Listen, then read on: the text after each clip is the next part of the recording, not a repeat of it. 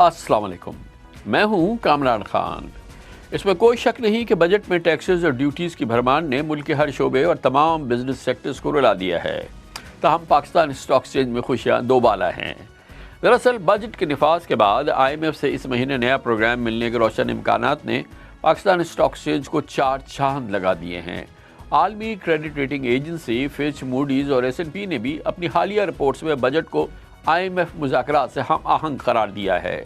Budget के बाद stock market के सरमायाकारों के एतमाद में बेपनाह इजाफा हुआ है। एक साल की बेहतरीन परफॉर्मेंस में इस वक्त पाकिस्तान स्टॉक एक्सचेंज दुनिया में पहले नंबर पर है। आज स्टॉक मार्केट 80,233 पॉइंट्स की रिकॉर्ड सतह पर बंद हुई और इंडेक्स में 680 पॉइंट्स का इजाफा हुआ। कहा जाता है कि बजट आने के बाद स्टॉक मार्केट के सरमायाकारों के खदशात दूर हो गए हैं। यही वजह है कि बजट के आने के बाद उसके अगले दिन से अपनी तारीख के सबसे बड़ा यानी कि 3,410 पॉइंट्स उसने इजाफा रिकॉर्ड किया। बेशक IMF की शाहराह पर चलते हुए स्टॉक मार्केट मुसलसल तारीखी खरीदारी के रिकॉर्ड तोड़ रही है और सरमायाकारों में जश्न का समा है। जो आपने सेलिब्रेशन स्टॉक मार्केट में देखी है उसकी सबसे बड़ी वजह यह है कि जो बजट को ये करार दिया गया है कि ये इस पर IMF के साथ हमारी अलाइनमेंट है और IMF के साथ अलाइनमेंट होना ये इंश्योर करता है कि ये जो जुलाई में एक्सपेक्टेड है कि स्टाफ लेवल एग्रीमेंट जो है उनके साथ हो जाएगा। और IMF के साथ अलाइनमेंट का मतलब स्टॉक मार्केट ये समझती है कि आपकी जो मैक्रो इकोनॉमिक फंडामेंटल्स जो है उसमें इम्प्रूवमेंट आएगी, उसमें जो है वो बेहतरी आएगी, हमारी क्रेडिट रेटिंग में जो है वो इजाफे के चांसेस जो है वो हो जाएंगे। फिर दूसरी जो स्टॉक मार्केट ने वजह है सेलिब्रेशन की वो ये है कि उन्होंने कोई कॉर्पोरेट टैक्स रेट को नहीं छेड़ा, डिविडेंड टैक्स रेट को नहीं छेड़ा, उन्होंने ये कैपिटल गेन टैक्स पे जो रिवाइज किया उसको भी आई थिंक सिंप्लीफाई किया ज्यादातर। इसमें कोई शक नहीं कि पिछले साल 23 जून को IMF की मैनेजिंग डायरेक्टर से वज़ीर-ए-आज़म शहबाज शरीफ की मुलाकात, जिसमें पाकिस्तान ने IMF को यकीन दहानी कराई थी कि उसके प्रोग्राम की रूह के मुताबिक अमल किया जाएगा। एक साल में स्टॉक मार्केट 82% बढ़ चुकी है और इंडेक्स में 38,780 पॉइंट्स का इजाफा हो चुका है। पिछले एक साल में शेयर्स की मालियत 66% बढ़ी है और मार्केट कैपिटलाइजेशन $15 अरब के इजाफे से $38 अरब की सतह पर आ चुकी है। दरहकीकत स्टॉक मार्केट के सरमायाकार ये समझ चुके हैं कि IMF के डिसिप्लिन में रहते हुए अब पाकिस्तान मुसलसल माशी इस्तेहकाम की जानिब बढ़ रहा है। बहुत अहम मामला है। तमाम सेक्टर्स बजट की वजह से बिल बिला रहे हैं मगर पाकिस्तान स्टॉक एक्सचेंज में जश्न का समा है। ये अजीब सा कॉन्ट्रास्ट है और इसको आज हम जानने की कोशिश करते हैं। इसके लिए हमने दावत दी है जनाब शाहिद अली हबीब को, चीफ एग्जीक्यूटिव ऑफिसर है आरिफ के, और इम्तियाज़ गद्दर साहब भी हमारे साथ हैं, JS ग्लोबल के चीफ एग्जीक्यूटिव ऑफिसर। बहुत बहुत शुक्रिया।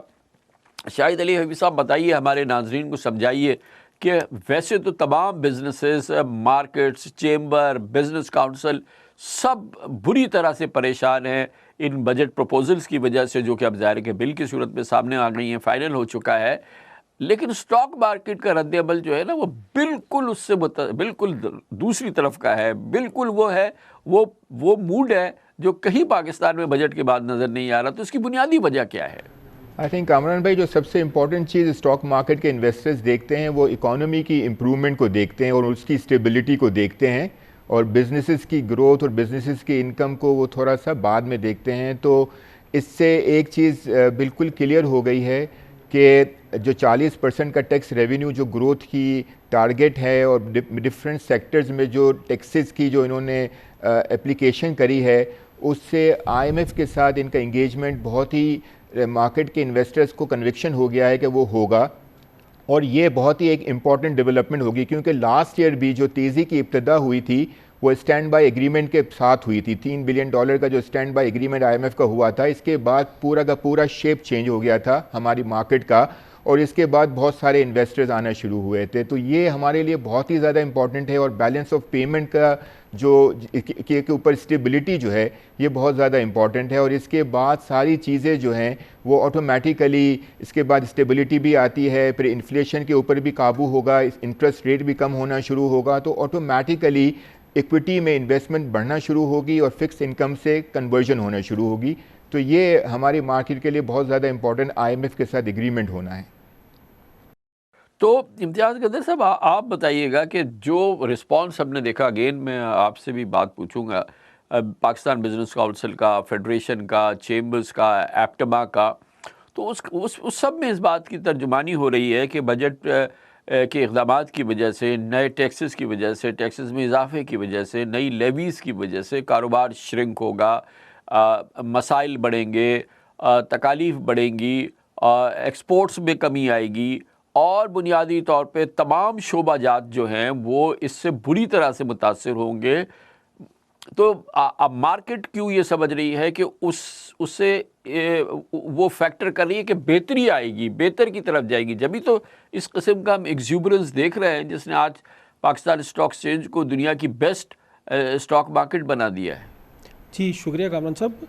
एक्चुअली जो थीम है वो हमें देखनी पड़ेगी। जून 2023 से जैसा आपने भी तस्करा किया कि वहाँ से एक टर्निंग पॉइंट आया था, तो मार्केट एक ऐसी सिचुएशन में चली गई थी जहाँ पर मैक्रो के कंसर्न्स जो हैं उन्होंने हर चीज़ को ओवरशैडो कर दिया था। पाकिस्तान का पी मल्टीपल 2 टाइम्स पे चला गया था, क्योंकि मार्केट में एक तरह से एक्सपेक्टेशन ये थी कि डिफ़ॉल्ट का सा सिनारियो मार्केट प्राइस इन कर रही थी।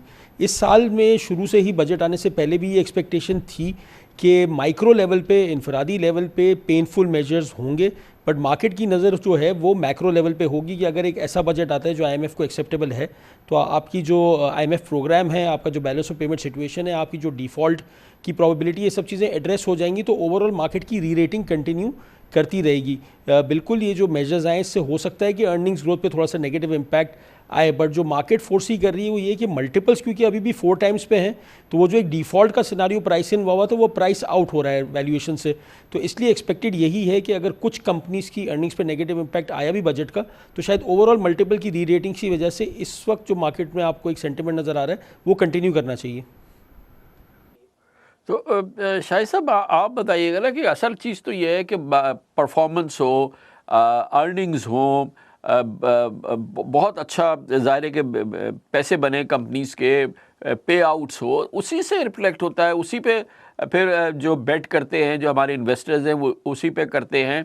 तो अगर ये ख्याल है कि बजट की वजह से ये सप्रेस होंगी, इनके प्रॉब्लम होंगे, तो आखिर क्या वो चीज़ है जिसकी वजह से मार्केट को उस पर असर नहीं हो रहा है, या मार्केट ये समझ रही है कि दरअसल ये कंपनीज अभी ये कॉर्पोरेट अर्निंग्स जब आएंगी, जब इस बजट के बाद भी वो मुतासिर कुल होंगी, जिसको कि अब जिसकी वजह से आज इन्वेस्टर जो है वो बेट कर रहा है, वो इसमें इन्वेस्ट कर रहा है। कामरान भाई, इसमें आई थिंक इससे ज़्यादा इम्पॉर्टेंट मार्केट में लिक्विडिटी की ज़रूरत होती है। और मार्केट में अगर आप देखें तो पिछले 1 साल में भी अगर आप देखें तो बहुत ज़्यादा मेजर इंस्टीट्यूशंस ने लिक्विडिटी सप्लाई नहीं करी। मतलब अगर हम देखें कि 100% की मार्केट की तेज़ी हुई है, तो इसमें 3 क्लासेस ऑफ इन्वेस्टर्स ने बहुत ही इंपॉर्टेंट रोल प्ले किए हैं। एक तो बायबैक ऑफ शेयर्स हुए हैं बाय कॉर्पोरेट्स, उन्होंने कोई 40 बिलियन की लिक्विडिटी प्रोवाइड करी। एक हमारे बहुत बड़े इंश्योरेंस इदारे ने, स्टेट लाइफ ने, उन्होंने एक बहुत बड़ी मार्केट में लिक्विडिटी दी माशाल्लाह से। उन्होंने कोई 45 से 50 बिलियन की लिक्विडिटी दी, जिसकी वजह से उन्होंने एंकर रोल प्ले किया मार्केट में। और इसके अलावा जो है वो फॉरेन इन्वेस्टर्स ने $140 मिलियन की इन्वेस्टमेंट करी इस फाइनेंशियल ईयर में, जो कि पिछले 10 साल की हाईएस्ट इन्वेस्टमेंट है। तो ये 3 क्लासेस ऑफ इन्वेस्टर्स ने रोल प्ले किया है लिक्विडिटी लाने में। और मेरे ख़्याल से बहुत सारे अभी इंस्टीट्यूशनल इन्वेस्टर्स बाकी हैं। अगर आप देखें म्यूचुअल फ़ंड जो है इस वक्त 2.4 ट्रिलियन की उसकी साइज़ है, और उन्होंने अभी तक 220 बिलियन की सिर्फ इन्वेस्टमेंट की हुई है, which is 9% of their asset under management. वो किसी ज़माने में 50% जो है वो इन्वेस्ट करते थे और अब 9% पे हैं। और वो जो 50% कामरान भाई जो था वो 600 बिलियन का था, आज ये 2.4 ट्रिलियन की साइज़ हो गई है। तो अगर ये लिक्विडिटी आना शुरू होगी तो इनके पास इतना फ्लोट अवेलेबल नहीं है कि वो मार्केट की री रेटिंग तो एविडेंट नज़र आती है कि अगर ये लिक्विडिटी आना शुरू हुई जो कि फ़िक्स इनकम सिक्योरिटी से कन्वर्जन होगा, जो कि इंटरेस्ट रेट जब कम होना शुरू होंगे तो ऑटोमेटिकली कन्वर्जन होना शुरू होगा। और ये थोड़ी सी भी लिक्विडिटी आना शुरू हो गई, मैं सिर्फ आपको एक अंदाज़ा बताऊं कि अगर ये 9% जो है वो 220 बिलियन है म्यूचुअल फ़ंड के, और अगर ये 15% भी हो जाए तो इसका मतलब है 110-120 बिलियन फर्दर मार्केट में आएगा, जो कि इन 3 क्लासेस ऑफ इन्वेस्टर्स के बराबर है जो मैंने आपको गिनवाया पिछले 1 साल की तेज़ी का। तो मार्केट में पोटेंशियल बहुत ज़्यादा है इन सारी लिक्विडिटी की वजह से। तो अर्निंग अगर थोड़ी कम भी होती है और अगर अर्निंग की ग्रोथ उस रफ्तार से नहीं बढ़ती, जैसे 15-20% नहीं बढ़ती और 8-9% भी बढ़ती है, तो भी वो बहुत ज़्यादा इंपॉर्टेंट अर्निंग ग्रोथ होगी इन लोगों के लिए, क्योंकि प्राइस अर्निंग मल्टीपल, जैसे इम्तियाज़ भाई ने कहा, 5 का मल्टीपल ट्रेलिंग है और 4.25 4.5 का जो है फॉरवर्ड मल्टीपल है। लेकिन इम्तियाज़ कदर साहब ये फरमाइएगा कि अभी शाहिद साहब ने जो बताया उनके नज़दीक ये जो बूम है मार्केट में उसकी बड़ी वजह जो है वो एक लिक्विडिटी बहुत है, क्योंकि अब लिक्विडिटी आ रही है और वैसे भी एक आम ख्याल ये है कि इस किस्म के इन्वेस्टमेंट अपॉर्चुनिटीज़ अभी कहीं नहीं है। 15% का सिर्फ ये टैक्स है इस पर, तो ये एक बहुत ही एक उम्दा किस्म का एक ऑप्शन अवेलेबल है। मगर असल चीज़ तो ये है ना कि जी कि इकॉनमी बूम कर रही हो, जो कंपनीज़ हैं उनकी अर्निंग्स बड़ी अच्छी लग रही हों, आगे हालात उनके लिए बड़े अच्छे नज़र आ रहे हों, और जाहिर है कि फिर वो ओवरऑल रिफ्लेक्ट करती है। और हमें मालूम है कि इस बूम के पीछे दरअसल एक बैंकिंग सेक्टर है जिसका कि रियल इकॉनमी से उस तरह से कोई ताल्लुक़ नहीं है। तो ये फरमाइएगा कि ये जो बजट है और फिर आगे IMF का प्रोग्राम आ जाएगा, फिर परहैप्स हम इंटरेस्ट रेट में कमी देखेंगे, उससे दरअसल हम हकीकी रियल इकॉनमी में कोई वाइब्रेंसी बॉयंसी देखेंगे। कामरान साहब देखें, रियल इकॉनमी की बॉयंसी तो थोड़ी सी लिमिटेड ही रहेगी। जैसा हमने बात की कि सारा दारोमदार इस वक्त IMF के प्रोग्राम पे है, और IMF का प्रोग्राम बाय डिज़ाइन ही प्रो ग्रोथ नहीं होता। IMF का तो फोकस इस बात पे होता है कि आप अपनी इकॉनमी को स्लो डाउन करके एक नैरो बैंड में चलाएं ताकि ओवर हीटिंग ना हो और इन्फ्लेशन ना हो। तो आई थिंक ये जो एक बैलेंसिंग एक्ट है, आई थिंक यही हमें नज़र आएगा इन द फोर्सेबल फ्यूचर। कोई बहुत ज़्यादा बॉयंसी नहीं आएगी, ये जो स्टेबिलिटी है इसको मार्केट प्राइस इन करती चली जाएगी। जैसे हम अर्निंग्स की बात कर रहे हैं, तो अगर एक कंपनी का अगले साल 10 रुपये की अर्निंग्स एक्सपेक्टेड थी और वो 3 के मल्टीपल पे चल रही थी, तो कंसोलिडेशन की वजह से लेट्स से अगर वो 9 रुपये अर्निंग्स देगी, तो पहले अगर 10 रुपये अर्निंग्स थी, 3 के मल्टीपल पे चल रही थी, यानी 30 रुपये उसका स्टॉक प्राइस था। हम कहते हैं चले ये कंसोलिडेशन मेजर्स की वजह से वो शायद 9 रुपये की अर्निंग बनाएगी अगले साल। ऑल्दो डिक्लाइन एक्सपेक्टेड नहीं है अर्निंग्स में, बट मैं फिर भी थ्योरेटिकली कह रहा हूँ कि आप अज्यूम कर लें कि इतना इंपैक्ट होता है कि 9 रुपये की अर्निंग्स बनाए। लेकिन अगर उसका 5 का मल्टीपल हो जाए, जो कि हिस्टोरिकल मल्टीपल से फिर भी बहुत कम होगा, तो स्टॉक प्राइस तो 45 हो जाएगा उसका। तो स्टॉक प्राइस रिटर्न में आपको जो नज़र आ रहा है वो री रेटिंग का एलिमेंट ज़्यादा नज़र आ रहा है। अर्निंग्स ग्रोथ पे मार्केट का आउटलुक थोड़ा सा कंजर्वेटिव होना ऑलरेडी शुरू हो गया, बट आई थिंक ये री रेटिंग वाली जो चीज़ें हैं ये कंटिन्यू होती रहेंगी। तो चीज़ों को जब देखा जाए स्टॉक प्राइसेस को, तो एक री रेटिंग के तनाजुर में और मल्टीपल को मल्टीप्लाई बाय अर्निंग्स करके देखेंगे तो शायद थोड़ा सा ज़्यादा बेहतर पिक्चर आपको नजर आएगी कि despite a slower economy why are stock prices going up. तो शायद साहब ये फंडामेंटल्स के अलावा जो टेक्निकल बातें हैं, जो कि लिक्विडिटी की बात है, PE है, ये तमाम चीज़ों के अलावा जो दर हकीकत कंपनी के अंदर जान, कंपनी का फ्यूचर, कंपनी की परफॉर्मेंस, वो आने वाले दिनों में पाकिस्तान की जो मईशत के हवाले से उसमें बेहतरी आए, ग्रोथ, वो सारी चीज़ें कहीं हैं। वो मतलब बैंकिंग सेक्टर के अलावा जो अब ये दुनिया की बेस्ट स्टॉक मार्केट है, इसमें वो कंपनीज़ का है जिनकी के मुस्तकबिल में ज़बरदस्त नज़र आ रहा है, जो इस साल के चले इस माली साल के अंदर जिसका लगता है कि वो उसमें जान आएगी, उसमें मज़ा आएगा, वो बहुत अच्छी परफॉर्मेंस दिखाएंगे, वो कहाँ हैं इस मार्केट के अंदर? देखिए, मैं आपको बात बताऊं, जब इंटरेस्ट रेट नीचे आना शुरू होगा तो जो भी लार्ज स्केल मैन्युफैक्चरिंग है जिनकी लेवरेज बहुत ज़्यादा है, उनमें जब डेफिनेटली अगर आज 20.5% का इंटरेस्ट रेट है और अगर ये 15% का हो जाता है एक साल में, तो वो ऑटोमेटिकली एक बहुत बड़ा ब्रीदर इन सब को मिलेगा और इनके फाइनेंशियल चार्जेस अच्छे खासे कम होंगे। तो ये हमारे बहुत सारे लार्ज स्केल मैन्युफैक्चरिंग के सेक्टर है, चाहे सीमेंट हुआ, चाहे स्टील हो गया, ये सब जो है ये हाई लेवर्ड हैं, तो इनको एक अच्छा खासा कुशन मिलेगा। इसके अलावा जो एनर्जी सेक्टर के जो रिफॉर्म्स हो गए हैं हमारे बहुत ज़बरदस्त तरीके से, जो गैस सेक्टर का, इलेक्ट्रिसिटी सेक्टर का, तो मुझे लगता है कि ये ENP सेक्टर जो है, इनके भी अब सर्कुलर डेट के इश्यूज़ ख़त्म हो गए और अब जितनी भी जो सब्सिडीज़ थी वो पास ऑन हो गई हैं और अब इनके कोई भी रिसीवेबल जो है वो सर्कुलर डेट की नज़र नहीं होंगे।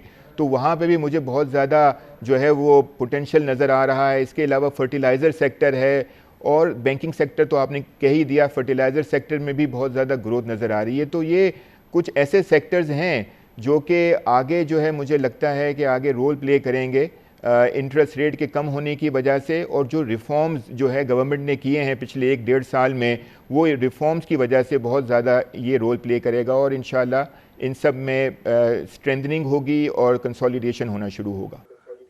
तो इम्तियाज़ साहब, मैं ये जानना चाहता हूँ कि ये अगेन इसमें बड़ी टेक्निकल है, मार्केट के अंदर किस तरह से बेहतरी आएगी, और चले एक इंटरेस्ट रेट का फैक्टर भी है जो कि आगे चल के शायद सामने नज़र आए।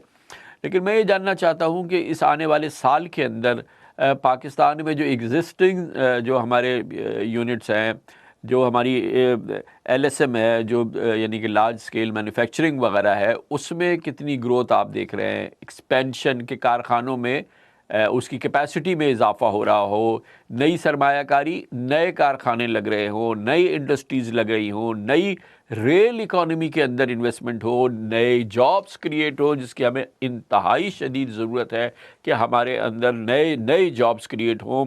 हमें दसियों हज़ारों नहीं, लाखों नई जॉब्स की ज़रूरत है। वो उसी वक्त होगा कि नई सरमायाकारी हो, नए कारखाने लगें, नई इंडस्ट्रीज़ खुलें, जो एग्जिस्टिंग है उसमें इजाफा हो, बाहर से सरमायाकारी आए। उसका प्रॉस्पेक्ट कैसा नज़र आ रहा है? और फिर अगर वो हो तो फिर ये मार्केट तो फिर 1,80,000 हो जाए ना, तो वो उसकी क्या प्रॉस्पेक्ट्स हैं, असल ग्रोथ? कामरान साहब, ये स्टेजेस में ही आएगी रिकवरी। पहले जैसे हमने देखा कि पहला तो ये था कि एक नेगेटिविटी का सिस्टम से बाहर जाना, कि पाकिस्तान डिफ़ॉल्ट कर रहा है, वहाँ से हम आए एक स्टेबिलिटी पे कि लो ग्रोथ और स्टेबल इन्वायरमेंट में हम आ गए। अभी भी हम जो परसू कर रहे हैं वो स्टेबिलिटी की तरफ कर रहे हैं। बट जैसे बात हुई पहले भी कि इंटरेस्ट रेट्स फॉर एग्जाम्पल एक ऐसा क्राइटेरिया है कि जो 4 साल के बाद 22% की पीक हिट करने के बाद 4 साल बाद अब ईजिंग आखिरकार दोबारा शुरू हो गई। एक साथ 150 बेसिस पॉइंट्स का कट आया। एक्सपेक्टेड यही है। इन्फ्लेशन के नंबर्स अगर आप देखें तो डिस्पाइट के बजट में कुछ इन्फ्लेशनरी मेजर्स आए हैं, फिर भी अगर आप देखें तो अगले साल का इन्फ्लेशन आउटलुक काफ़ी बीनाइन है। एक्सपेक्टेड यही है कि इस साल में सिग्निफिकेंट रेट कट्स आएंगे, और जब रेट कट्स आते हैं तो ऑब्वियसली ऐसे बहुत सारे प्रोजेक्ट्स जो पहले फीजेबल नहीं थे 22% के इंटरेस्ट रेट पे शायद 17% पे 16% पे फीजेबल होना शुरू हो जाएंगे। तो एक नेचुरल प्रोसेस कंसोलिडेशन के बाद ग्रोथ का आता है। इंटरेस्ट रेट उसको हेल्प करेंगे। एक और चीज़ जो ग्रोथ को हेल्प करेगी वो है लो बेस, क्योंकि हमारे पिछले कुछ साल इतने बुरे रहे हैं कि हर चीज़ के नंबर्स जो है बहुत ही लो बेस पे चले गए। तो ग्रोथ को एक तो लो बेस से भी बेनिफिट मिलेगा, इंटरेस्ट रेट कट होने से भी इकॉनमी में रूम बनेगा।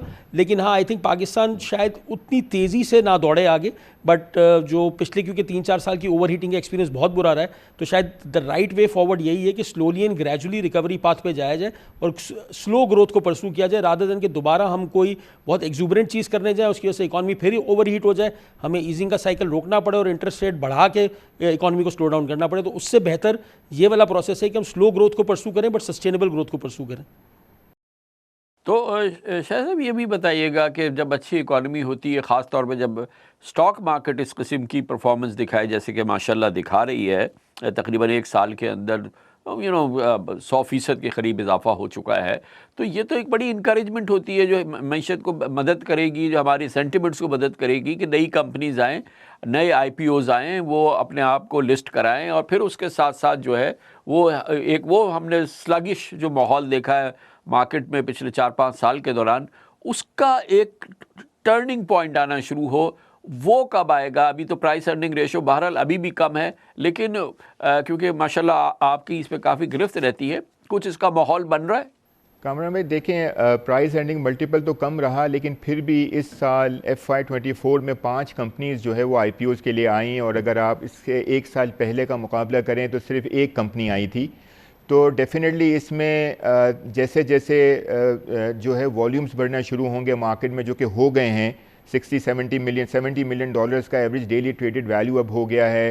प्राइस अर्निंग मल्टीपल भी जैसे आपने कहा थोड़ा थोड़ा बेहतर होना शुरू हो गया है, और ये जैसे जैसे प्राइस अर्निंग मल्टीपल बेहतर होता है तो इशूअर भी ख्वाहिश करता है कि उसकी कंपनी का शेयर जो है वो अच्छी प्राइस अर्निंग मल्टीपल पे लिस्ट हो, और उसको हम समझाने की कोशिश भी करते हैं कि अब माइनॉरिटी शेयर होल्डर के लिए थोड़ा सा अगर कम भी प्राइस अर्निंग मल्टीपल पे आप लिस्ट करवाएंगे तो बाद में जाके सेकेंडरी राउंड जो सेकेंडरी ऑफरिंग भी की जा सकती है और नेक्स्ट राउंड भी रेज़ किया जा सकता है।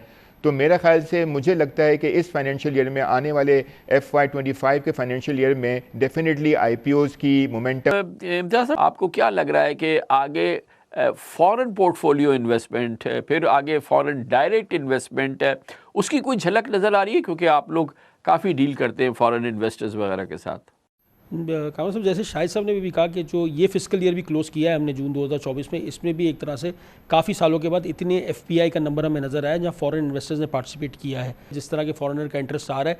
एक्सपेक्टेड यही है कि FPI फ्रंट पे तो आपको मोमेंटम अभी नज़र आना चाहिए। एफडीआई की जहाँ तक ताल्लुक है, पहला लेग जो होगा एफडीआई का वो एक्सपेक्टेड यही है कि G2G लेवल पे ज़्यादा होगा, गवर्नमेंट टू गवर्नमेंट डील्स होंगी। आप जैसे आ भी रहा है कि चाइना हो गया, सऊदी हो गया, इन सब से डिस्कशंस हो भी रही हैं। बहुत बहुत शुक्रिया जनाब शाहिद अली हबीब, चीफ एग्जीक्यूटिव ऑफिसर आरिफ हबीब लिमिटेड, और जनाब इम्तियाज़ गद्दर, CEO JS ग्लोबल हमारे साथ थे। कमर्शियल ब्रेक, उसके बाद फिर हम एक कंट्रास्ट की बात करते हैं, क्योंकि बजट के आने के बाद बजट के अब का मनी बिल आ गया है, सारी चीज़ें हमारे सामने हैं। ज़ाहिर है कि आहोबका मची हुई है पाकिस्तान के बिज़नेस सर्कल्स में, बिज़नेस काउंसिल, फेडरेशन, चेम्बर्स, एप्टमा, ये सब कहते हैं कि इस बजट ने हमारा भुरकस निकाल दिया है। लेकिन इसके बावजूद बाज़ मामलात ऐसे हैं जो कि मईशत की बेहतरी की अक्कासी करते हैं। अभी हमने पाकिस्तान स्टॉक एक्सचेंज का जिक्र किया, इसके अलावा भी कुछ कलीदी आदाद शुमार हैं मईशत के जो काफ़ी बेहतर आए हैं। आगे आएंगे या नहीं उसकी अभी हम नहीं बात कर सकते, लेकिन बहरहाल गुज़िश्ता साल के जो नंबर सामने आ रहे हैं, गुज़िश्ता माली साल के, वो काफ़ी हौसला अफजा हैं, जो यकीनन मईशत के लिए बहरहाल एक इस तारीख सुरंग के आखिर में एक किसी किस्म की रोशनी की अक्कासी करते हैं। Welcome back. बजट में 12,970 अरब रुपयों का टैक्स आमदन हदफ, जो कि गुज़िश्ता साल से 40% ज़्यादा है, तारीख का सबसे बड़ा टारगेट है। टैक्स दहिंदगान की इसीलिए चीखें इतनी ही ज़्यादा निकल रही हैं। 49% तक कम अज़ कम टैक्स, 18% तक GST, 50% तक ड्यूटीज़ पर कोहराम मचा हुआ है। टैक्सेस की भरमार ने मुल्क के हर शोबे और तमाम बिजनेस सेक्टर्स को रुला दिया है। Pakistan business council, FPCCI, overseas chamber of commerce, एप्टमा समेत पूरा बिजनेस सेक्टर बजट के खिलाफ सरापा एहतजाज है। तनख्वाहदार तबके की आहोबका रुकने का नाम नहीं ले रही। सनतकार फाटा पाटा में टैक्स बरात पर गम गुस्से में मुब्तला है। एक्सपोर्टर नॉर्मल टैक्स रिजीम में आने पर सख्त नाराज है। Petroleum dealers association advance turnover tax के खिलाफ परसों जुमे को मुलगीर हड़ताल की बात कर रहा है। बिल्डर्स की तंजीम आबाद ने तामीराती सनत और रियल एस्टेट पर भारी टैक्सेस को अदालत में चैलेंज करने का ऐलान किया है। बहरहाल नए बजट के खिलाफ चीख व पुकार के माहौल में पिछले माली साल के हवाले से कुछ इत्मीनान और कुछ बेहतर माशी आदाद शुमार सामने आ रहे हैं, जिनके मुताबिक पिछले माली साल एक्सपोर्ट्स में $3 अरब का इजाफा हुआ और इससे वो अब $30 अरब यानी कि तकरीबन $30 अरब 70 करोड़ हो गई हैं। इसी तरह IT एक्सपोर्ट्स में भी 23% इजाफा हुआ और ग़ज़ाई अशिया की बरामदात 40% बढ़ गई। इससे मजमूई एक्सपोर्ट्स में इजाफा हुआ और तिजारती खसारा 12% कमी से $24 अरब तक सुकड़ गया, जो IMF के तखमीने से $10 अरब कम भी है। पिछले माली साल मई के महीने में $3 अरब 24 करोड़ ने ऑल टाइम रेमिटेंसेस की हाई भी कायम की है। 11 माह के दौरान जो हमारी रेमिटेंसेस हैं वो $27 अरब से बढ़ चुकी हैं, जो पिछले साल तकरीबन 8% ये रेमिटेंसेस ज़्यादा हैं। इसीलिए मुल्क का मुकम्मल आदाद शुमार आने के बाद करंट अकाउंट खसारा भी IMF के अंदाजे से कम रहने की तवक्को है। माहिरीन IMF की छतरी तले इन माशी आशारियों को GDP ग्रोथ के लिए खुश आइंद करार दे रहे हैं। बहरहाल ये अच्छी खबरें हैं, मगर ये इस हवाले से माहिरीन का इत्मीनान भी आया है।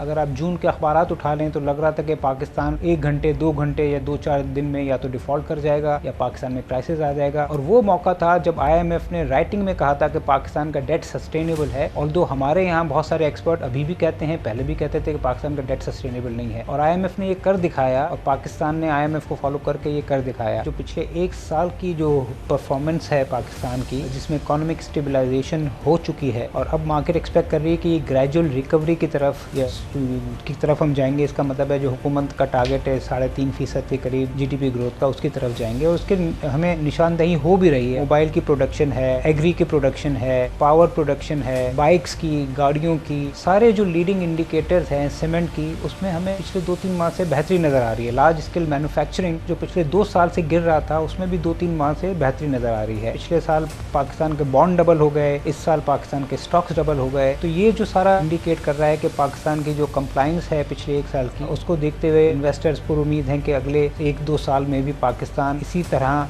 स्ट्रिक्ट फिस्कल और मॉनेटरी स्टांस रखेगा, जिससे जो इकोनॉमिक रिकवरी है वो देखने में आएगी। जो पिछले 9 माह का अरसा गुजरा, इसमें जो इकोनॉमी के अंदर एक अनसर्टेनिटी का एलिमेंट था वो तकरीबन ख़त्म हुआ और आपने एक स्टेबिलिटी अचीव कर ली है। एक्सटर्नल सेक्टर के ऊपर भी अगर आप देखें, जो पहले खबरें आ रही थी कि वो डिफ़ॉल्ट के करीब जा रहे थे, वो चीज़ 8-9 माह से नहीं आपने सुनी। इसकी वजह ये थी कि IMF की जो छतरी थी वो मौजूद थी, और दूसरा एक बहुत बड़ा फैक्टर स्टेबिलिटी का ये था कि चूँकि एतमाद का फुकदान था, पिछला जो IMF का प्रोग्राम था वो नाकामी पे खत्म हुआ। तो इस दफा जब प्रोग्राम IMF ने दिया तो उसमें आप कह सकते हैं कि 80 से 90% जो शराइत थी वो अपफ्रंट पाकिस्तान को मीट करना पड़ी। स्टेबिलिटी आपने पहले माजी में भी अचीव करी, आप इसको डीपन करना है, इसको फर्दर स्ट्रेंथन और कंसोलिडेट। FBI ने पिछले माली साल 9,285 अरब रुपए टैक्स जमा किया, जो 12 नजरशानी जो टारगेट था उससे 33 अरब रुपए ज्यादा था। पिछले माली साल रुपए की कदर में भी 2.67% इजाफा हुआ। इंटरबैंक में डॉलर तकरीबन 7.5 रुपए सस्ता हुआ। 6 माह से इंटरबैंक में एक्सचेंज रेट 2078 से 2080 के दरमियान मुस्तहकम है। इस माली साल टी बिल्स में भी 4 साला इनफ्लोज के जरिए रिकॉर्ड टूट गया। पुरकशिश मुनाफे और मुस्तहकम एक्सचेंज रेट की वजह से इस माली साल के 11 महीने में गैर मुल्की सरमायाकारों ने 538 मिलियन डॉलर के ट्रेजरी बिल्स भी खरीदे। वज़ीर ख़ज़ाना मोहम्मद औरंगज़ेब का कहना है कि डॉलर 350 रुपये तक जाने की तमाम अफवाहें दम तोड़ चुकी हैं, क्योंकि एक्सचेंज रेट में इस्तेहकाम लाने में स्टेट बैंक ने किरदार अदा किया है। किसी हद तक हौसला अफजा बात यह है कि जून 2023 में 29% महंगाई की शरह जून 2024 में 12.5% पर आ चुकी है और पिछले माली साल महंगाई की मजमूई शरह 23% पर आ गई। इस पस मंज़र में 4 साल बाद पिछले महीने पहली बार शरह सूद में कमी भी हुई और स्टेट बैंक ने शरह सूद 1.5% कम करके 20.5% कर दी। नए माली साल में गैर मुल्की सरमायाकारों के एतबार में शायद इजाफा कुछ हो, इम्कान भी है, क्योंकि माली साल 2023 के 11 माह में मल्टीनेशनल कंपनीज ने अपने मुनाफे और डिविडेंड के 1 अरब 80 करोड़ डॉलर अपने हेडक्वार्टर्स में मुंतकिल किए, जो इससे पिछले साल इस अरसे में सिर्फ 31 करोड़ डॉलर थे। गोया गैर मुल्की कंपनीज के मुनाफे की मुंतकली अब 6 गुना बढ़ गई है।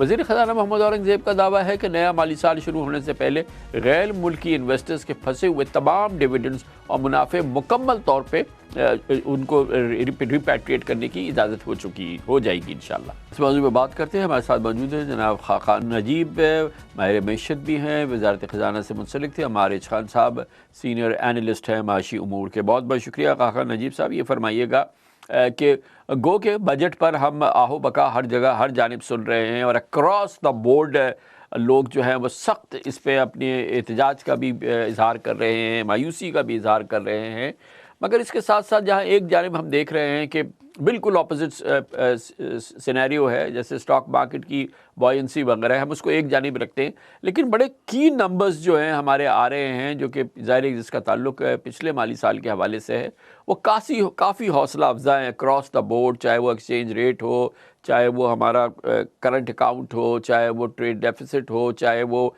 अब हमारे रेमिटेंसेस की बात अभी हमने देखी है, और फिर ये तमाम चीज़ों के अंदर तो ये कितना मईशत के इस्तेकाम की जानिब एक ठोस सफ़र लगता है। यानी कि मैं ये जानना चाहता हूँ कि गुज़िश्ता साल के एक्सपोर्ट्स के नंबर भी बहुत अच्छे आए, तो ये सफ़र जो है ये हमारा आइंदा साल में चलता हुआ या इसमें कोई मोमेंटम आता नज़र आ रहा है, या ये कि वन ऑफ ये पॉजिटिव्स थे जो कि शायद हमें अगले साल सस्टेन करते नज़र ना आए। खाकान नजीब साहब। कामरान भाई, पाकिस्तान की इकोनॉमी टिपिकली बिहेव कर रही है जैसे कि कोई भी इकोनॉमी जो हमें लिटरेचर बताता है, क्रॉस कंट्री एम्पिरिकल वर्क बताता है, बिहेव करती हैं जब IMF की इंगेजमेंट होती है। फॉरेन एक्सचेंज रिजर्व्स का बिल्डअप होता है, इन्फ्लेशन स्लोअर पेस पे पर नीचे आना दिखाई देती है और करंट अकाउंट का खसारा जो है वो संभल जाता है। बट इस सब की एक कीमत देनी पड़ती है और आपको इकोनॉमिक ग्रोथ को स्लो करना पड़ता है। सो बहुत ही टिपिकल बिहेवियर है पिछले 12 माह का। अभी भी चूंकि एंगेजमेंट तो है, मॉनेटरी जो टाइटनिंग थी उसकी जो हमने मॉनेटरी टाइटनिंग को तोड़ना शुरू किया वो भी बहुत कम इसीलिए तोड़ा कि IMF की एंगेजमेंट थी और IMF के साथ लेके चले। इस मैक्रो स्टेबलाइजेशन ने एक फिजा तो जरूर कायम की है। एग्रीकल्चर की टेल विंड भी साथ है, 6% की ग्रोथ है, इसको ना भूलिए। जो लार्ज स्केल मैन्युफैक्चरिंग है वो ऑलमोस्ट फ्लैट है। कुछ दुनिया खुलना शुरू हुई है, इन्फ्लेशन टूटना शुरू हुई है। कुछ यूरोप में पहला रेट कट आया है, कनाडा में रेट कट आया है। सो दुनिया ने भी हमें साथ दिया है। इस वक्त इतनी स्पेस क्रिएट हो गई थी, this is the most important part, इतना टाइम मिल गया था पाकिस्तान को कि एक ऐसा बजट फराहम करते जो ग्रोथ ओरिएंटेड भी होता, यानी कि ग्रोथ सपोर्टिव भी होता, पाकिस्तान की जो कबाहतें हैं, कॉम्प्लेक्सिटीज हैं, उससे पाकिस्तान को निकालता, जो पाकिस्तान के सेल्स टैक्स की एग्जेम्पशंस हैं जरूर तोड़ता, पर रेट को भी कम करता ताकि आगे भी इन्फ्लेशन मैक्रो स्टेबिलिटी और रहती। और जो एक्सपेंडिचर का रिफॉर्म अगर नहीं भी होना था तो जो एक्सपेंडिचर बढ़ के आया है, आई थिंक फंड के साथ जो निगोशिएशन थी और जो मेरी इत्ला भी है इस बारे में वो यही है। फरवरी में एक डॉक्यूमेंट शेयर हुआ था पाकिस्तान से, that document is not public. ये जितने भी इस वक्त चीजें आई हैं they are largely following the IMF document. But IMF की अम्ब्रेला आ जाने से ये मैक्रो स्टेबिलिटी कंटिन्यू कर जाएगी। हुकूमत के पास आज भी वक्त है कि अपने एक्सपेंडिचर्स को संभाल लें और टैक्सेस में आहिस्ता आहिस्ता स्पेस क्रिएट होती है तो कुछ रद्दो बदल शुरू कर दें। और मिड वी जो जाके तकरीबन अपना जिसको हम मिनी बजट कहते हैं वो एक ऐसा मिनी बजट दें जो शायद ईजिंग की तरफ हो ना कि टाइटनिंग की तरफ हो। दूसरा, नॉन टैक्स रेवेन्यू बहुत बढ़ा हुआ है, सूबों के साथ जो हमने तय किया हुआ है वो फिस्कल पैक्ट ठीक करें, कुछ सब्सिडीज उनसे शेयर करें, कुछ जो हमारी पेंशन्स का मेकओवर है उसको और टाइटन करें, कुछ ट्रांसफर करें सब्जेक्ट्स। अगर ये सब काम करते चले जाएं तो आपको जो मैक्रो स्टेबिलिटी है जो कि नेसेसरी कंडीशन है, जो सफिशिएंट कंडीशन नहीं है ग्रोथ के लिए, वो कंडीशंस क्रिएट हो जाएंगी। Now again the ball is in the authorities court कि can they do all the work that we just put together. Ammar sahab ये बताइएगा कि ये जो अभी हमने जो बेहतर नंबर्स देखे हैं, नॉट विद स्टैंडिंग्स, जो बजट हमारे सामने आया है जिसने कि ज़ाहिर क्रॉस द बोर्ड है तमाम बिजनेस सेक्टर को और इंडस्ट्री को सबको बहुत बुरी तरह से परेशान कर दिया है, मगर उसके साथ साथ हम ये देख रहे हैं कि ये जो गुज़िश्ता साल के जो नंबर्स इस वक्त हमारे सामने आ रहे हैं, फ्रॉम रेमिटेंसेस टू तमाम चीज़ों के अंदर काफ़ी बेहतर नंबर हमारे पास सामने। जो मैं अभी खाकान साहब से पूछ रहा था, परहैप्स मुझे उनकी बात से यही अंदाज़ा हुआ कि शायद इससे भी बेहतर हो सकते हैं, लेकिन ये जो बेहतरी की कैफियत नज़र आई है मैक्रो इकनॉमिक माहौल के अंदर, वो सस्टेन करती नज़र आ रही है आपको? इसमें कुछ बेहतरी होती नज़र आ रही है या ये कि ये सप्रेस हो जाएगा कुछ माहौल? देखें, स्टेबिलिटी तो आ रही है, एक तो हम ये सर्टनली चीज़ कह सकते हैं कि मैक्रो इकनॉमिक स्टेबिलिटी बिल्कुल आ रही है, क्योंकि हमने इंपोर्ट्स को कंट्रोल करके रखा हुआ है, रेमिटेंस बढ़ रही हैं, एक्सपोर्ट जो है हमारी फ्लैटिंग है थोड़ी बढ़ रही है, तो स्टेबिलिटी एक आ रही है। जो एक पिछले 4-6 महीने से जो एक हम इवेंट कर रहे थे कि जी जो करंट अकाउंट डेफिसिट है उसको डेफिसिट के बजाय सरप्लस पोजीशन में रखेंगे, तो ये चीज़ें आहिस्ता आहिस्ता इम्प्रूव होती हुई नज़र आ रही हैं। इन्फ्लेशन भी हमने देखा है काफ़ी नीचे आई है, 12-12.5% के आसपास जो है वो इन्फ्लेशन चल रही है। आगे सस्टेन हो सकेगी ये उसी वक्त हो सकेगी अगर हुकूमत जो है अपना खसारा जो है वो कंट्रोल में रख सकती है, फिस्कल डेफिसिट भी और करंट अकाउंट डेफिसिट भी। फिस्कल डेफिसिट जैसे खाकान साहब ने बोला बहुत सीधा हिसाब है कि अपने अखराजात को कंट्रोल करके रखना है, टैक्स को आहिस्ता आहिस्ता बढ़ाते रहें, रेवेन्यू मुख्तलिफ चीज़ें बढ़ाते रहें। इस तरह जो है जो हमारी स्टेबलाइजेशन हुई है इससे हम ग्रोथ की तरफ जा सकेंगे। एक और चीज़ जो मैं बोलना चाहूँगा कि जी ग्रोथ आएगी कहाँ से? ग्रोथ आपकी आनी चाहिए इन्वेस्टमेंट के थ्रू, और वो किस तरह आएगी? अभी हमने जो देखा है जो रियल स्टेट में जो टैक्सेस लगे हैं, जो एक काफ़ी एक अच्छा इकदाम किया है, उससे उम्मीद है कि ये वो जो कैपिटल रियल स्टेट में फंसा हुआ था, जो रियल स्टेट की तरफ एलोकेट होता था, वो आहिस्ता आहिस्ता अब सन्नतों की तरफ जाएगा। बिजली के बिल जो है, बिजली का रेट सन्नतों के लिए थोड़ा कम हो रहा है, तो एक ओवरऑल जो है मोमेंटम क्रिएट होना शुरू हुआ है। ये देखते हैं कि अगले 6 महीने 8 महीने में क्या ये चीज़ कंटिन्यू हो सकती है या नहीं हो सकती। अगर इसी ट्रेंड पर रहे तो कंटिन्यू हो जाएंगी। अगर हमने ये करना शुरू कर दिया, अखराजात बेतहाशा बढ़ा दिए, सब्सिडीज मुख्तलिफ किस्म की देना शुरू कर दी, तो ऑब्वियसली फिर चीज़ें और मुश्किल हो जाएंगी। तो ये बड़ा अच्छा टर्निंग पॉइंट लग रहा है खान साहब, जो आपने पहले जवाब में बात की और इसको अभी सपोर्ट किया है अमार साहब ने भी। गोया कि एक हमारे पास अपॉर्चुनिटी इमर्ज हुई है। अब ये जो हमारा IMF प्रोग्राम गुज़िश्ता रहा, उसमें जो कुछ हमने किया और फिर उसकी जो परफॉर्मेंस हमने देखी गुज़िश्ता साल, हमारी जो माली साल है, और आगे जो हमें सूरत हाल नज़र आ रही है, तो हम चाहें तो इसको फर्दर इम्प्रूव कर सकते हैं। गुज़िश्ता साल के जो नंबर्स हैं, मैक्रो इकनॉमिक के जो हालात हैं, जो उसके क्रिटिकल एलिमेंट्स हैं, उसमें हम बेहतरी कर सकते हैं। वो जो एलिमेंट्स जो आपने कहा, अगर हम उसको प्रॉपरली एड्रेस करें, गवर्नमेंट अपने एक्सपेंडिचर्स वगैरह कम करे, सब्सिडी वगैरह को एड्रेस करे, अपने हालात को दुरुस्त करे, SOEs वगैरह के हालात को दुरुस्त करे, तो बल्कि हमारे पास तो शायद हम आइंदा साल इन नंबर्स को बेहतर कर सकें और हमें कहीं ग्रोथ में भी नज़र आए, बेहतरी और एक्सपेंशन नज़र आए, जो कि इस वक्त हमारी कलीदी ज़रूरत है। हमें तो जॉब्स चाहिए, हमें जॉब्स क्रिएट करनी है, हमें रियल इकॉनमी को स्टिमुलेट करना है। गोया कि उसके इम्कानात और उसकी अपॉर्चुनिटी हमारे सामने है। मैक्रो स्टेबिलिटी चूंकि एक नेसेसरी कंडीशन है, वो आपके पास है। IMF की अम्ब्रेला आप लेने लगे हैं, एक्सपेंडिचर्स को संभाल कर और फिर ये देखिए कि अगर 13% पे इन्वेस्टमेंट टू जीडीपी आ गया है, उसके क्या मुहर्रकात हैं, क्यों डोमेस्टिक इन्वेस्टमेंट शाय अवे कर रही है। मॉनेटरी ईजिंग हो सकती है, इन्फ्लेशन को संभाल के रखिए, फूड सप्लाईज को संभाल के रखिए, सबसे बढ़ के एनर्जी सेक्टर में जो सर्जरी की जरूरत है उसको कीजिए ताकि एनर्जी बिल उस तरह से ना बढ़े। अभी एक स्पाइक लग रहा है 13-14% का आएगा, पर स्टिल इससे बहुत ऊपर जाती इन्फ्लेशन 15% से नहीं दिखती। सो मॉनेटरी ईजिंग से आपका एक अच्छा और सिग्नल आएगा। अगर कोई बड़ी ट्रांजैक्शन कर पाए, इन्वेस्टमेंट तब आएगी अगर पीआईए की ट्रांजैक्शन, अगर एचबीएफसी की transaction. I stick to these two in the near future. इसके अलावा कुछ सेकंड प्राइस ऑफरिंग्स कीजिए। मार्केट बॉइंट है ना, पीएसएक्स में जाइए, शेयर्स फ्लोट कीजिए, पीएसओ के कीजिए, ओजीडीसीएल के कीजिए, सो दैट और मार्केट में डेप्थ पैदा हो, सो दैट मार्केट में और कॉन्फिडेंस पैदा हो। इसके साथ साथ ये याद रखिए कि पाकिस्तान के जिस तरह रिटेलर और होलसेलर, हमने बहुत प्रॉपर्टी को बात की 15% पे ले गए हैं, उसका सीजीटी और आहिस्ता आहिस्ता बढ़ाइए ताकि वहां से प्लॉट बिकना शुरू हो और डोमेस्टिक इन्वेस्टमेंट बढ़ना शुरू हो, ताकि हम 13% को बढ़ाना शुरू करें। रिटेलर और होलसेलर जो है पाकिस्तान में 3,28,000 रजिस्टर्ड है 32 लाख में से। Please go hard on them, the state is behind us, हम खड़े हैं स्टेट के पीछे, ये कीजिए। 2.5% आपने उस पर भी लगाया है और जाइए। जीएसटी जैसे जैसे फैलता है 18% को बेशक 17 कर दीजिए, एक सिग्नल होगा कि मार्केट जो है वो बहुत सीरियसली इस सिग्नल को लेगी। दूसरी बात यह है कि डीरेगुलेशन का पाकिस्तान का एजेंडा अनलीश कीजिए, ये निकालिए। पाकिस्तान में जो बहुत से टैक्सेस कंप्लायंस मुश्किल, विद होल्डिंग टैक्सेस रिजीम को आसान कीजिए। फिर जो दूसरी चीज है, जो इंपोर्ट के इतने टैक्सेस हैं उनको आसान कीजिए। रीडिजाइन कीजिए एनर्जी सेक्टर को ताकि ये जो कीमतों के बढ़ने की शरह है इसको तोड़ सके। बेशक और पब्लिक सेक्टर लेड कॉन्स्टिलेशन है अमार साहब, मुझे मैं अमार साहब से प्रोग्राम की खुदारा उन पे पैसे लगाइए जो कंप्लीट होंगे। 800-900 अरब पे। अमार साहब ये बताइएगा कि इसी मोमेंटम के अंदर अभी जिसकी बात कर रहे थे खान नजीब साहब के आगे बहुत गुंजाइश मिलती नज़र आ रही है हमें। एक जानिब सबसे इम्पॉर्टेंट जो शायद हमारी सब ग्रोथ के लिए इम्पॉर्टेंट बात है कि हमारा इंटरेस्ट रेट कम हो सकता है।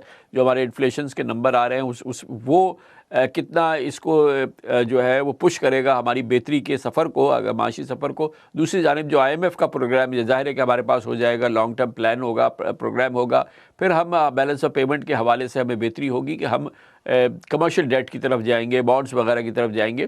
तो ये भी एक इम्पॉर्टेंट जो है वो बेहतरी के सफ़र को मजबूत कर सकता है, ये अवामिल अगर ये कंसोलिडेट हो जाते हैं तो। बिल्कुल जी, ऐसा ही है। हम एक्सपेक्ट कर रहे हैं कि इंटरेस्ट रेट आहिस्ता आहिस्ता करके नीचे आएंगे। अभी बहुत गुंजाइश है इंटरेस्ट रेट को नीचे आने में।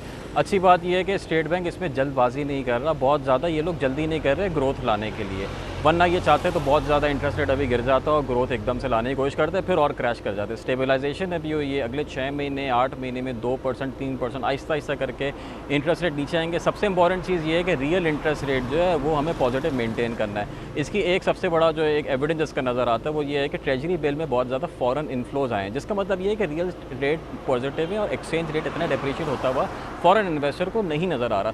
तो रियल रेट हम मैनेज करते हुए पॉजिटिव टेरिटरी में रखते हुए इन्फ्लेशन आहिस्ता आहिस्ता नीचे आएगी, उसी हिसाब से इंटरेस्ट रेट्स नीचे आए।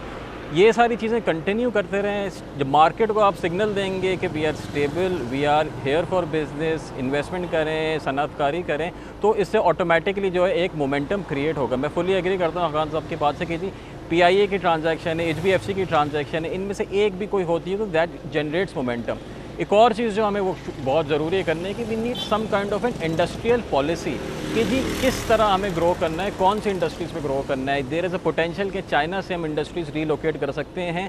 तो फोकस जो होना चाहिए अगले 4 साल 5 साल 10 साल का, वो बेसिकली सन्नतकारी पे होना चाहिए, सनतों को लगना चाहिए, एक्सपोर्ट ओरिएंटेड सनतों को लगना चाहिए, ताकि ना सिर्फ उससे नौकरियाँ जनरेट हो बल्कि एक्सपोर्ट भी जो है हमारी वो बढ़ना। बहुत बहुत शुक्रिया जनाब खान नजीब। जनाब मारिज खान हमारे साथ मौजूद थे। इसके साथ ही हमारे आज के प्रोग्राम का इख्तिताम होता है। कल आपसे फिर मुलाकात होगी इंशाअल्लाह। कल तक के लिए कामरान खान को इजाज़त। अल्लाह हाफ़िज़।